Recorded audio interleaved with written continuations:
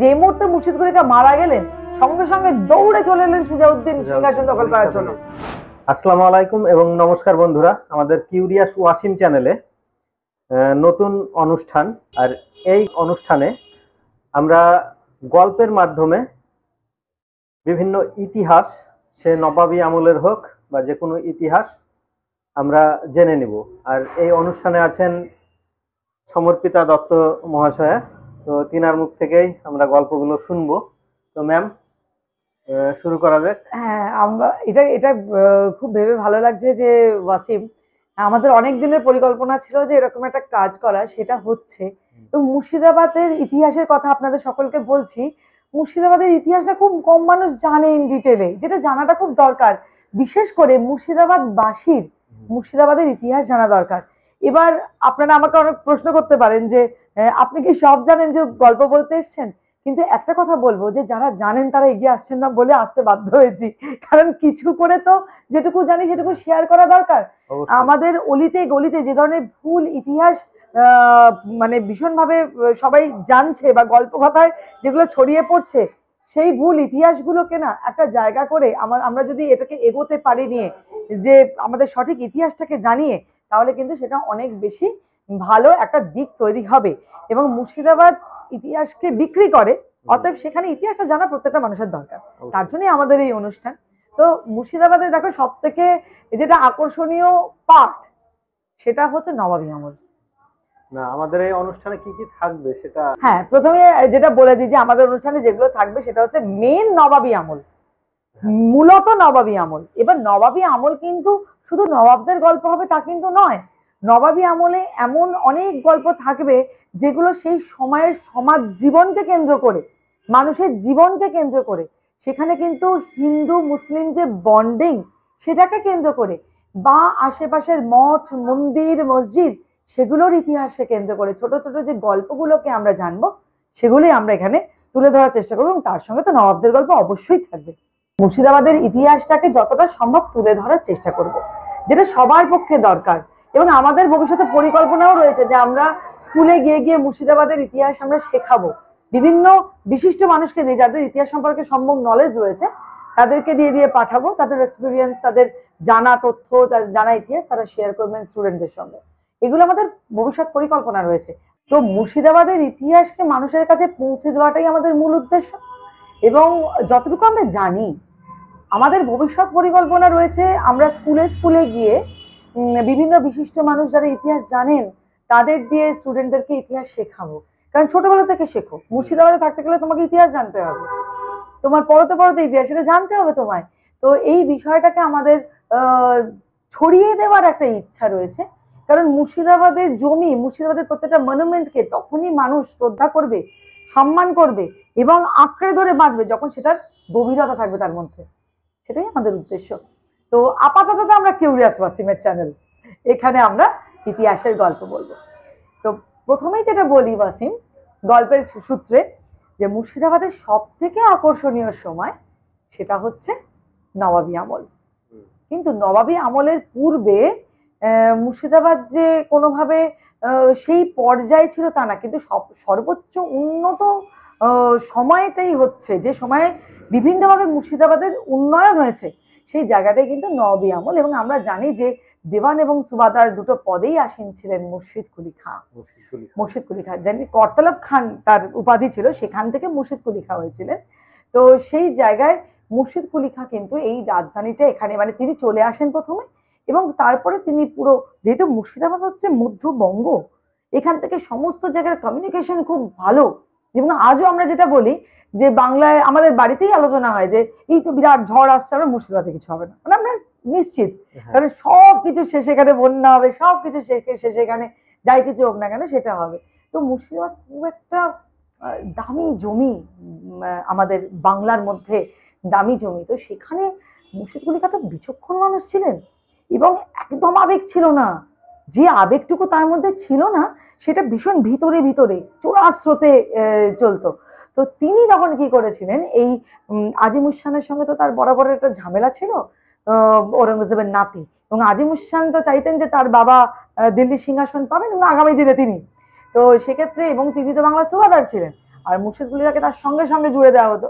তো মুর্শিদ কুলিকা আসল গল্পটা বুঝে গেছিলেন যে দাক্ষিণাত্যকে সামলানোর জন্য ঔরঙ্গজেবকে, মানে আমাদের দিল্লির বাদশা তখন ছিলেন ঔরঙ্গজেবকে প্রভূত টাকার জোগাড় করতে হবে, আর সেই অর্থ মুর্শিদ কুলিকা যোগান দিতেন।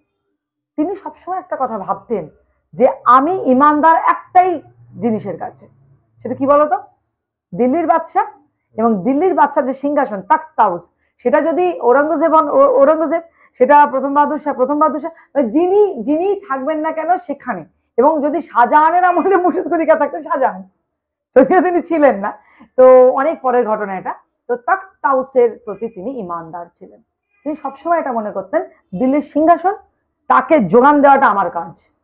কিন্তু আজিমুর খানের লক্ষ্য তো ছিল দিল্লির মসনদ, এবং তিনি কি দুজনের পার্থক্যটা কি, একজন হচ্ছে দিল্লির মসনদে দখলদারিত্ব করবেন, মানে আমি হচ্ছি মালিক হব, আর একজন হচ্ছে দিল্লির সিংহাসনের প্রতি আমি ইমানদার থাকছি। এবার যদি আজিমুর খান দিল্লির সিংহাসনে বসতেন তাহলে মুর্শিদ কুলি তার জন্য কাজ করতেন। তিনি এরকমই ছিলেন, এরকম খুব একবজ্ঞা মানুষ এবং খুব কঠিন একটা চরিত্র। আর দুজনে বাংলার পক্ষে কি করছিলেন, আজিমুর খান করছিলেন প্রভূত টাকা সংগ্রহ করছিলেন, জমাচ্ছিলেন যাতে তার বাবা গিয়ে সিংহাসন আরোহণটা করতে পারেন, আর মুর্শিদ কুলি কি করছিলেন, টাকা কর আদায় করে সেটা দিল্লিতে, মানে 1 কোটি টাকার ওপর প্রথম বছর পাঠিয়েছিলেন, তারপর তো 1,30,00,000 আরো বেড়ে গেল, মানে হিউজ অ্যামাউন্ট। এবং এটার জন্য ঔরঙ্গজেব তার উপরে না সম্পূর্ণ দায়িত্বটা দিয়ে দিয়েছিলেন এবং বলতেন মানে ইন্ডিভিজুয়াল ক্ষমতাবান মানুষ হিসেবেই তিনি কাজ করতেন। সেখানে তিনি আজিমুর খানের কাছে জবাবদিহি করার জন্য তার কোনো ব্যাপার ছিল না। আজিমুর খান তো নানান কনস্পিরেসি করেছিল, আমরা আগামী দিনের এই গল্পগুলোতে জানবো। তবে বেসিক একটা গল্প বলি, যে মুর্শিদ কুলি থেকে যে ইতিহাসের সূচনা হয়েছিল, সেই ইতিহাসের সূচনাটা অনেক দূর গড়িয়েছিল, এবং বাংলার যে রাজধানী মুর্শিদাবাদ সে যে কি অপূর্ব ছিল, সেই আজকের তারিখে মুর্শিদাবাদকে দেখলে সেটা বোঝা যাবে না। তো মেন তথ্য আজকের অনুষ্ঠানে যেটা দেব, আমরা ছোট ছোট করে যেহেতু গল্প বলবো, মেন তথ্য দেব যে মুর্শিদাবাদে 3টে বংশ রাজত্ব করেছে নবাবী আমলে।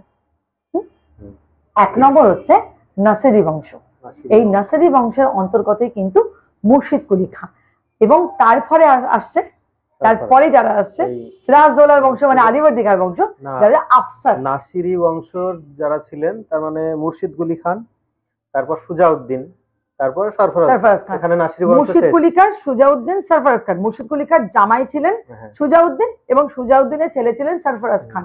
এই সরফরাজ খানকে কিন্তু মুর্শিদ কুলি খান চেয়েছিলেন যে সিংহাসনে বসুন, কিন্তু যে মুহূর্তে মুর্শিদ কুলি খান মারা গেলেন সঙ্গে সঙ্গে দৌড়ে চলে এলেন সুজাউদ্দিন সিংহাসন দখল করার জন্য। হ্যাঁ, এবার তখন ঝামেলা বেঁধে গেছিল বাবার ছেলের মধ্যে। তো যেহেতু মুর্শিদ কুলি খান মেয়ে যিনি ছিলেন, তিনি ভীষণভাবে, যাকে আমরা খুবই বাজেভাবে ইতিহাস একটা ব্যাখ্যা দেয়, সেটা আমি পরে আরেকদিন গল্পের ছলে বলবো। তো জিন্নাতুন্নেসা যার নাম, মানে আজিমুন্নেসা বেগম বলা হয়, তার আরেকটা নাম জিন্নাতুন্নেসা। তো তিনি কিন্তু খুব ধর্মপ্রাণা ছিলেন। তিনি তখন ছেলেকে বুঝিয়ে বললেন, আর ছেলে তার কথা শুনতে মানে ভীষণ বাধ্য। তো তখন বললেন যে বাবা তো বয়স হয়ে গেছে, বাবাকে কয়েক বছর জন্য ছেড়ে দাও, তারপর তো তুমিই তো হবে নবাব। তখন আর পিতৃহন্তা হলেন না সরফরাজ খান, এবং তিনি তখন সুজাউদ্দিন, এবং সুজাউদ্দিনকে বাংলার শাহজাহান বলা হতো। তার সৌন্দর্য প্রিয়তা আবার অন্য ধরনের ছিল, এবং সুজাউদ্দিনকে নিজের চেহারাও দারুণ ছিল। তো মুর্শিদ কুলি খাঁর বংশ, মানে এই যে 3 জনকে আমরা দেখতে পাচ্ছি, তারা হচ্ছে নাসিরি বংশ। এরপরে গিরিয়ার যুদ্ধে পরাজিত হলেন সরফরাজ খান, এলেন আলিবর্দী খাঁ এবং সিরাজউদ্দৌলা, এই 2 জন হচ্ছেন আফসার বংশ। এবং তারপরে এই যে আলিবর্দী খাঁরই বোনের হাজবেন্ড যিনি, মানে মীর জাফর আলী খান, তাদের হচ্ছে নাজাফি বংশ। তাহলে মুর্শিদাবাদের নবাবী আমলকে আমরা খুব সহজে 3টে ভাগে ভাগ করে দিচ্ছি, এটা খুব সোজা মনে রাখতে। একটা হচ্ছে নাসিরি, আফসার, নাজাফি। নাসিরি বংশের অন্তর্গত মুর্শিদ কুলি খাঁর ফ্যামিলি, আফসার বংশের অন্তর্গত আলিবর্দী খাঁর পরিবার, এবং নাজাফি বংশের অন্তর্গত মির্জাফরের পরিবার, যেখান থেকে পরবর্তীকালে 13 জন নবাব, মানে পরবর্তী যতজন নবাব বেশি হয়েছিলেন মির্জাফরের পরিবার, সব থেকে বেশি, সবথেকে যে কজন রাজত্ব করে গেছেন সব থেকে বেশি 13 জন মুর্শিদ কুলি খান, এই আমাদের মির্জাফরের বংশধর। তো এইভাবে যদি এই ইতিহাসটাকে মনে রাখা যায়, যে বেসিক লাইন, মানে যেটা ভিতে মুর্শিদাবাদের ইতিহাস, নবাবী আমলের ইতিহাস দাঁড়িয়ে আছে, নাসিরি, আফসার, নাজাফি, এটা মনে রাখতে হবে। এবার তো পাটে পাটে আসবে যে মুর্শিদ কুলি খাঁ কেমন ছিলেন, তার বংশধররা কেমন ছিলেন, কিভাবে, যেটা আমরা শুরুতেই আজ বলছিলাম যে মুর্শিদ কুলি খাঁ প্রচন্ড শ্রুড একজন মানুষ, প্রচন্ড একবজ্ঞা। তিনি কোনো রকম জীবনে না, মানে এটা ইতিহাস বলছে যে তিনি কোনো ব্রাহ্মণ, সাউথ ইন্ডিয়ান ব্রাহ্মণ পরিবারের সন্তান ছিলেন। তো তিনি কোনোদিনও চাকচিক্য পছন্দ করতেন না। তার আমলে যে খুব বড় বড় প্রাসাদ নির্মাণ হয়েছে, তার জন্য তো অবশ্যই তিনি প্রাসাদ নির্মাণ করেছেন, কিন্তু তার চাকচিক্য খুব কম ছিল। তিনি খুবই সাধারণ জীবনযাপন করতেন এবং তিনি নিয়মিত কোরআন শরীফ নকল করতেন। তার হাতে ঔরঙ্গজেব করতেন। হ্যাঁ, এবং তার হাতের কোরআন শরীফ আমরা গল্প কথায় পড়েছি, এই যে পৌঁছে যেত দিল্লির বাদশার কাছে, তিনি উপহার স্বরূপ দিতেন। বিভিন্ন জায়গায় উপহার স্বরূপ দিতেন, এরকম কিন্তু পাওয়া গেছে। উনি করতেন এটা, এবং উনি নিয়মিত করতেন। ওনার কাজ মেনলি দুটো ছিল, একটা হচ্ছে ধর্মপ্রাণের জীবনযাপন করা, এবং মানে সেই ধর্মপ্রাণ জীবনযাপনের মধ্যে কিন্তু কোনো স্খলন নেই। না তো তিনি কোনো রকমের নেশায় আসক্ত ছিলেন, না তো নারীতে আসক্ত ছিলেন। যেমন আলীবর্দী খাঁ, তার জীবনও একই নারী, সেরকম মুর্শিদ কুলি খাঁ, তার জীবনও কিন্তু একটাই নারী। এবং হিসাবে কেমন ছিলেন সেটা যদি মুর্শিদ কুলি খাঁ, তো মুর্শিদ কুলি খাঁ শাসক হিসেবে অ্যাকচুয়ালি বলতে গেলে ওয়াসিম, সেই সময় এই যে কথাটা বলা হয় না স্বাধীন নবাব, স্বাধীন নবাবী সূত্রপাতই কিন্তু মুর্শিদ কুলি খাঁ। নবাব তো গভর্নর, নবাব তো কখনোই স্বাধীন নয়। নবাব হচ্ছে দিল্লির বাদশার দ্বারা একটি পোস্ট নির্মাণ করেছিলেন দিল্লির বাদশাহ। সেই নিয়োগ করতেন দিল্লির বাদশাহ ফরমানের মধ্যে দিয়ে, এবং সেখান থেকে তারা এই প্রদেশটাকে তারা ইয়ে করতেন, শাসন করতেন। যেমন এখনকার প্রধানমন্ত্রী আর মুখ্যমন্ত্রী। এখন তো তাও সেটা এখনকার প্রধানমন্ত্রী মুখ্যমন্ত্রী যেমন, সেটাও আমি বলবো না, কারণ এখন তো গণতান্ত্রিক দেশ। তখন তো গণতন্ত্র ছিল না, তখন তো দিল্লির বাদশার মধ্যে। এবার দিল্লির বাদশার অধীনস্থ কর্মচারী কিন্তু নবাব। কিন্তু মুর্শিদ কুলি খাঁ প্রথম মানুষ যার হাতে বাংলা সুবার পুরো একদম দায়িত্ব ঢেলে দিয়েছিলেন ঔরঙ্গজেব।